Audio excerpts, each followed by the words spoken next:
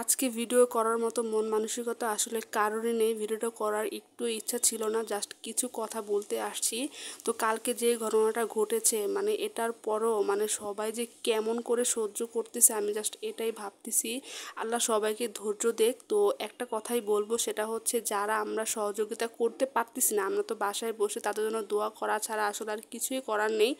কিন্তু যারা শুধু শুধু ওইখানে যে ভিড় জমাচ্ছেন, কালকের ভিডিওগুলো দেখে আর ভাবতেছিলাম যে এতগুলো মানুষ ওইখানে যে যারা কিছুই করতে পারতেছে না, তারা কেন শুধু তো ভিড় জমাচ্ছেন আর এত এত ভিডিও করতেছেন। এত এত ভিডিও না করে তাদেরকে তো সহযোগিতাও করতে পারেন। আসলে সহযোগিতা তো করতেছেনই না, তারপরও আবার তাদেরকে ডিস্টার্ব করতেছেন। যারা সহযোগিতা করতে গিয়েছে তাদেরকে আরও ডিস্টার্ব করা হচ্ছে।